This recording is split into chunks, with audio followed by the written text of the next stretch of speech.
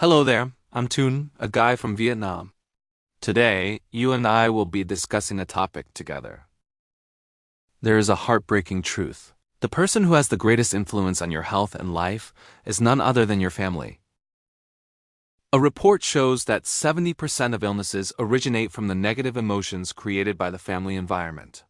Men living in harmonious families can live up to 12 years longer, and women 8 years longer than those in families with conflict.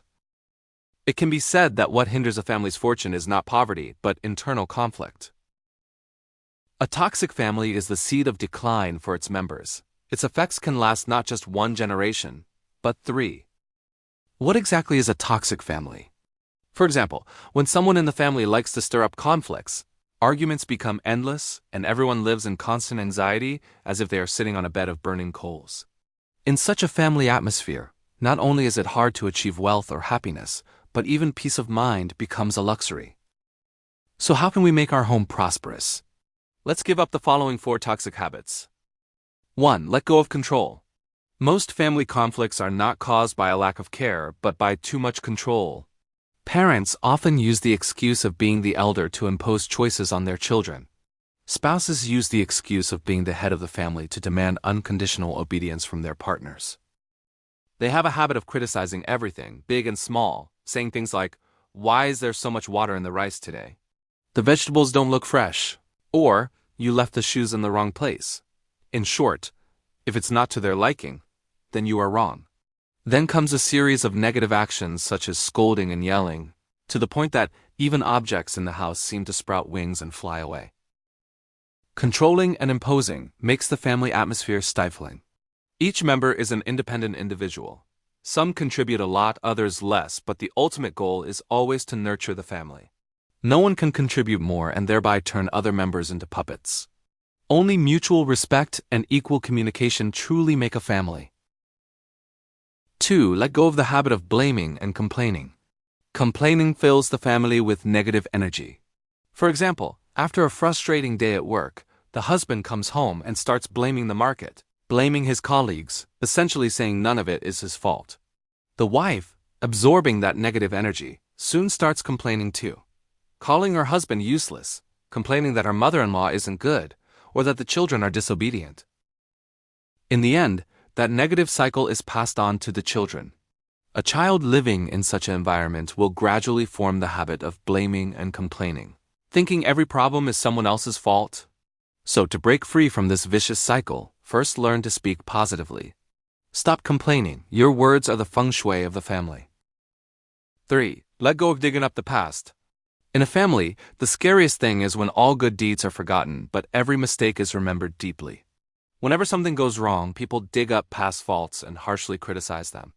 A wound, however small, if repeatedly dug up and sprinkled with salt, becomes a festering sore that is hard to heal. Overlooking someone else's mistake is also a way of forgiving yourself. Clearly, the mistake belongs to someone else, but each time it's brought up, you are the one who suffers. The original wound may not have been deep, but the silent, lingering pain can cause much more destruction. 4. Let go of the silent treatment. Holding on to anger in silence is like stagnant water. Eventually it will burst its banks, and once it does, it's hard to mend. Your spouse is the one person you chose yourself, so you must take responsibility for that choice.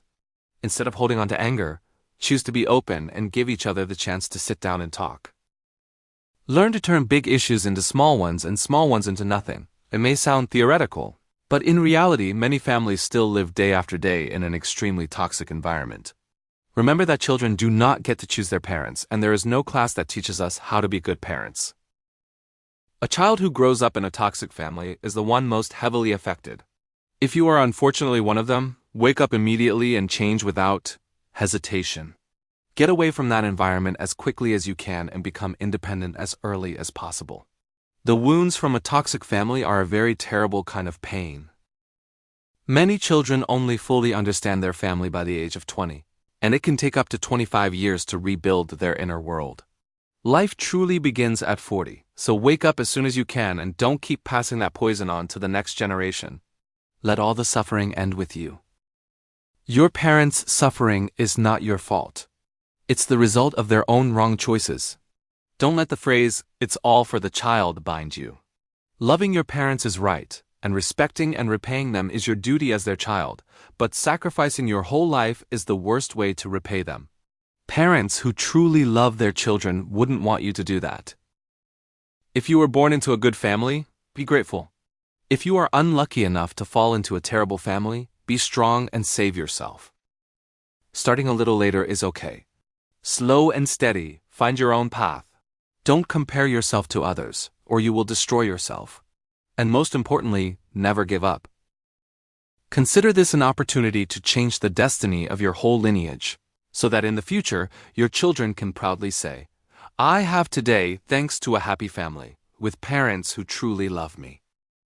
So now, surely everyone knows who is responsible for determining the prosperity of their family, right? Please help me spread these messages. They are the foundation for a better life. Don't forget to subscribe and share right away.